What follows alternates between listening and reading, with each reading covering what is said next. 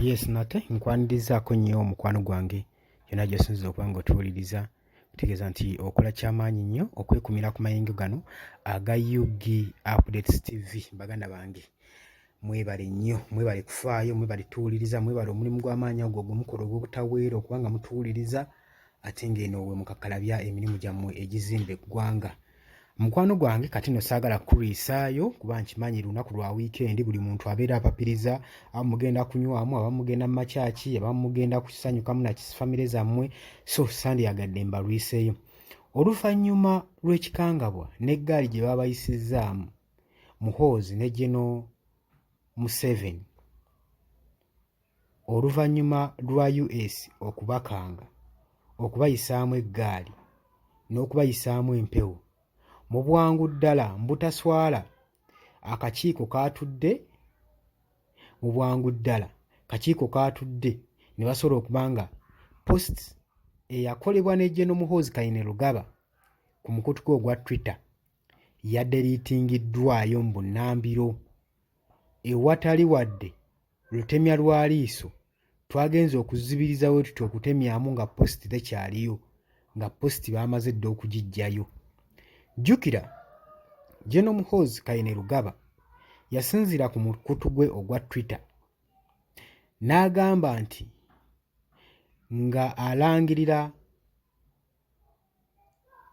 gy'ali ng'ebigambo abituma ewa ambassador wa US wa Uganda Pope William, ng'amugamba okusinziira ku kyewakoze okuvoola kitange n'okuvoola ssemateeka wa Uganda n'otwandamayininga, nkuwadde essaawa mbale bubale okuba ng'omaze okuwandiika apology letter eri kitange civilian, eri kitange. Bw'onooba tokoze ekyo okusukka Monday ogenda kuba ng'odipaakinga odde ewammwe ku butaka olekulire ettaka lya East Africa. Bw'atyo Muhoozi Kainerugaba bwe yapositinga byali bigambo bye ebizze bitambulira ku mukutu gwa social media platform naddala Twitter, naye kati babikubuuza naawe kennyini bayinza okukuba emiggo. Mu lutemya lwa liiso ebigambo bino yadde bimaze okuba nga biggyibwayo oluvannyuma lwa US okubateekako akazito n'okubakangakanga, bamaze ne biggyibwayo mu ngeri ey'obutaswala. Kitegeerekese nti era sources zimaze okikonfaminga nti General Muhoozi Kainerugaba mutabani wa Pulezidenti Yoweri Kaguta Museveni amaze okuba nga adireetinga seri y'ebigambo oba olujegere lw'ebigambo ebibadde bicontrovinga ku mukutu ogwa Twitter nga bitiisatiisa USA ambassador wa Uganda William Pope asobole okuba nga awandiika apology letter eri kitaawe, oba si ekyo adipaakinge asibemu ebwe akwatemu engugu ze adde ewaabwe obutaka. Mu lunaku lumu we luti nga bamaze okuba nga baashuwalinga ekyo, post yadireetingiddwayo eyabadde akyuzinga ambassador Pope okuba nga adisrespectinga kitaawe n'okwandamayininga Ugandan constitution, ng'agamba nti nno ambassador yabadde aweereddwa ultimatum okuba nga awa apology eri mwami Museveni ku ssaawa obutasukka ssaawa 3 ez'okumakya ku lunaku olwa bbalaza olwa Monday, oba si ekyo agenda kufeesinga consequences General Muhoozi ze yabadde ataddewo. Post eyabadde etambulira ku mitugu gya social media era yabadde etaddewo attention emaze okuba nga eggyibwawo, nga tewali wadde kunnyonnyola kyoba ensonga ebadde weeti ne weeti wenjogerera mya ne mye.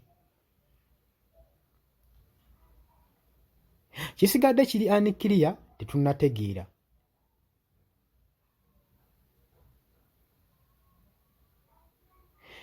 Tekitegeerekese action ki ambassador Pope gye yaprovokinze okuteekawo reaction ku Muhoozi kubanga yo tennategeerekeka. Ate n'ekirala ekyewuunyisa eggwanga, bino byonna bibadde ku General Muhoozi Kainerugaba nga gwe amayengo kwe gavugira, naye Mwami Yoweri Kaguta Museveni tannayogerako eri public, tannakomentingako yadde ku nsonga eno yonna yonna okuggyako tugiwulira wa mutabani we. Katusigala twebuuza Ambassador Pope ki ekyamaanyi kye yakoze okulaba nga General Muhoozi ateekayo posti ng'eyo. Era saawa kati bwe twogerera etakyaliyo gye baggyeeyo edda. Jjukira nti guno si gwe mulundi ogusoose General Muhoozi Kainerugaba ng'akola subsequently delete eri ku bigambo by'aba oba ne statement z'abatadde online. Oba okitegeera bwe tujja nga tugoberera ebintu byonna emabega.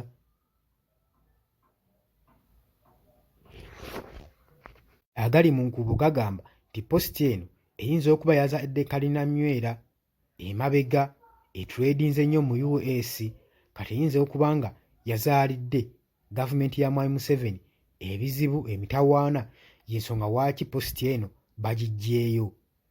Mukwano gwange nkutegeeza nti nno njagala okitegeere nti kiteddewo ebibuuzo bingi ku bantu abadde beebuuza era ne kyanukula ne ansa z'abantu abamu ku bibuuzo ku ngeri General Muhoozi gy'ajaajingamu oba level ye okuba nga influencinga ebigambo bye ku social media bya presentinga ku social media, era asaanidde okuba mbu yeegendereza ku bigambo bino by'ayogera ku ba diplomatic naddala diplomatic relations. Wankubadde abasinga mugambye nti nno General Muhoozi yandibanga afiiringa embalasi nga owulira aswala oba ne pressure yennyini emuliko okuva ku bigambo bya provokinze ng'atiisatiisa USA ambassador, kati awulira ali ku pressure, y'ensonga lwaki mbu aggyeeyo positi eno. Golowooza ki muganda wange ekiyinza okuba nga kifoosinze General Muhoozi okuba nga adireetinga positi eno? Njagala ojje mu comment section, subscribinga, likinga, sharing. Naye ekyamakulu ennyo, kisingira ddala amakulu ennyo, sharinga, subscribinga, positi eno esobole okuba nga etambula, eggwanga lisobole okuba nga limanya ensonga entuufu lwaki. Mbaagala nnyo, mbaagaliza weekend ennungi baganda bange mwenna mweraba.